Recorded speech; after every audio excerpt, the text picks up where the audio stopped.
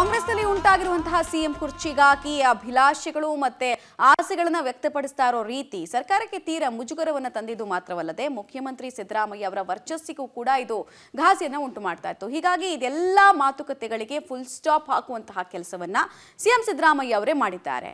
ತಮ್ಮ ಜೊತೆಗೆ ಇರುವಂತಹ ಸಹೋದ್ಯೋಗಿಗಳಿಗೆ ಈ ಮೂಲಕ ಒಂದು ಮೆಸೇಜ್ ಅನ್ನು ಕೊಡ್ತಾ ಇದ್ದಾರೆ. ಏನದು ಮೆಸೇಜ್ ಅಂತ ಕೇಳಿದ್ರೆ ನೋಡ್ತಾ ಹೋಗೋಣ, ಡೀಟೇಲ್ಸ್ ಬಂದು ನೋಡಿ.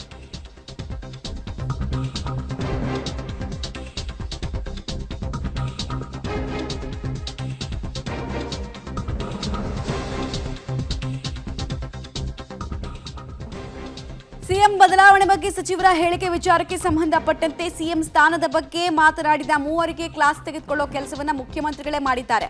ಸಿಎಂ ಕುರ್ಚಿ ಚರ್ಚೆ ಶುರುವಾಗಿತ್ತು ನಿಮ್ಮಿಂದಲೇ.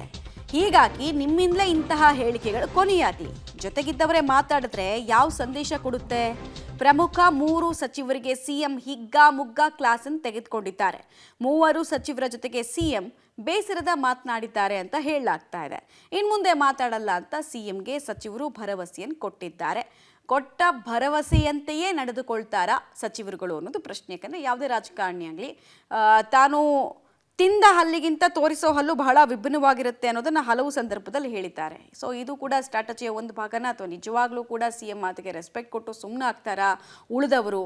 ಆ ಮೂಲಕ ಈ ಚರ್ಚೆಗೆ ಫುಲ್ ಸ್ಟಾಪ್ ಇಡೋ ಕೆಲಸವನ್ನು ಮಾಡ್ತಾರಾ? ಪೂರ್ಣ ವಿರಾಮ ಸಿಗುತ್ತಾ, ಅಥವಾ ಜಸ್ಟ್ ಒಂದು ಕೊಮ ಇಟ್ಟು ಮತ್ತೊಂದ್ಸಲ ಹೊಸ ಪ್ಯಾರಾಗ್ರಾಫ್ ಮೂಲಕ ಈ ಸಿಎಂ ಕುರ್ಚಿ ಬದಲಾವಣೆ ವಿಚಾರದಲ್ಲಿ ಮಾತುಕತೆಗಳನ್ನ ಆಡ್ತಾರಾ ಅನ್ನೋದು ಕುತೂಹಲಕ್ಕೆ ಕಾರಣ ಆಗ್ತಾ ಇದೆ.